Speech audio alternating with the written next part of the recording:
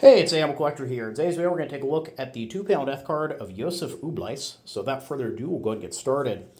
Going from the top here, we have a photo of an older gentleman in a Luftwaffe uniform. However, as we are going to discuss later, that is not actually Josef. But moving down, in honorable memory of the party member, Josef Ubleis, that's what the PG stands for there, owner of the Fusselgut in Willing, in the parish of Neukirchen by Lombok, organizational leader of the NSDAP, local group head of the NSV, which is the National Socialist People's Welfare Organization, of the Neukirchen group, who died a heroic death on April 24th, 1945, at the age of 49, while on patrol duty for the Fuhrer and the people.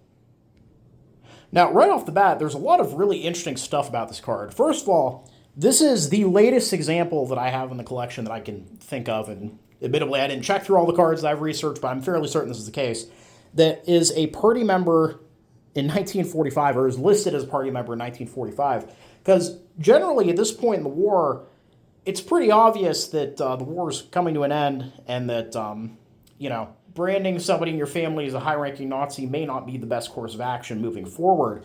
And that's also particularly interesting because the back of the card does actually still use an Iron Cross with swastika.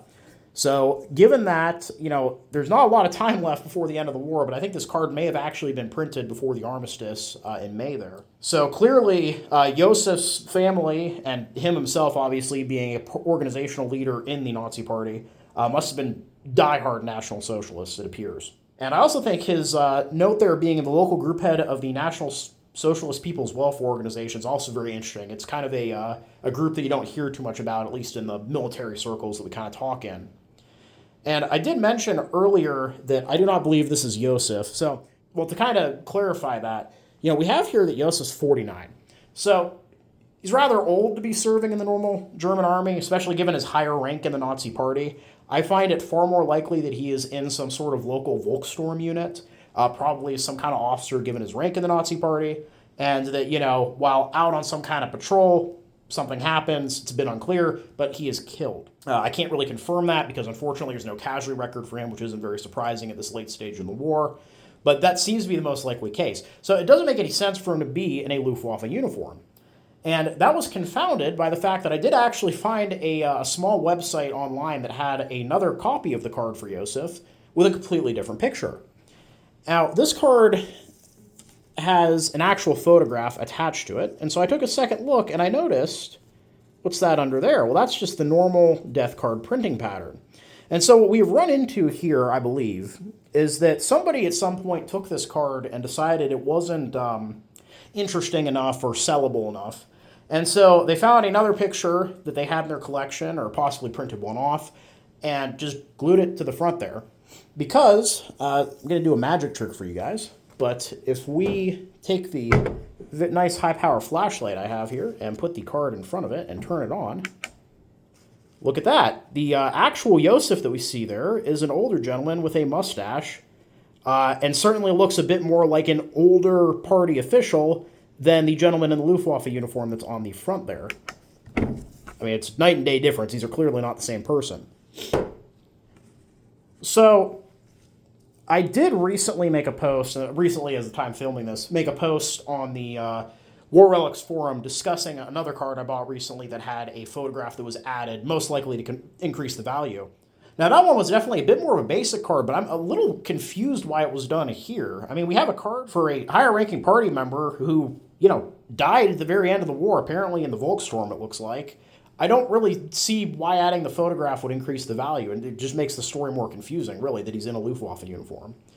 So, yeah, very, very strange. Now, speaking of that small website that I found, it did have a little bit of information. It was a town website for the town that he was from. And from that, I know that Josef would have been born on December 25th, 1896, at the Fusselgut in Willing. I'm still a little confused what the Fusselgut is, because we have that referenced here. We've seen similar on other cards where that's actually like the name of like a local farm that, maybe his family owned. I mean, that would kind of make sense. And he was married to Anna Steitzinger on February 12th, 1924 in Lombok. And Erhard Danzer, who was the priest from Willing, was the priest for his funeral, apparently. Now, I would love to show you a picture of the death card from that website so you can see a better picture of Josef. However, the site had very, very clear do not copy or repost this information anywhere, and probably nothing would happen if I were to include it here, but I felt like since they went to the effort of putting in no uncertain terms, they didn't want any of that information spreading off that site, I have not included it here. But, you know, if you want to find it, it shouldn't be too hard. Now, at the very bottom here, we have what we hide in the coffins is transients. What we love remains forever. Now, back here, as previously noted, we have the Iron Cross there. And some sort of strange, I'll admit, I don't know what that mark is, actually. I don't think I've ever seen that one before. It's almost like a stem with some leaves. Like it almost looks like it was part of another, like, larger print design that got, like, cut off for some reason.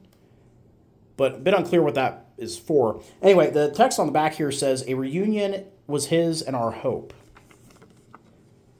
So yeah, absolutely fascinating card. Like I said, I really don't think it required any dressing up. I mean, it's one of the more interesting cards we've covered in recent months, actually. But yeah, so apologies for just kind of ranting for the past 6.5 minutes. But yeah, that's the video. Fascinating card. Definitely very happy to have it in the collection. And once I'm done filming this, I'm going to put that up on the War Relics forum as well. So you'll probably see this card there before this video if you follow the forum. But yeah, overall, I hope you guys all enjoyed the video. Please leave a comment down below. Love hearing from you. Thank you all for watching. Happy collecting. And I will see you all again very soon.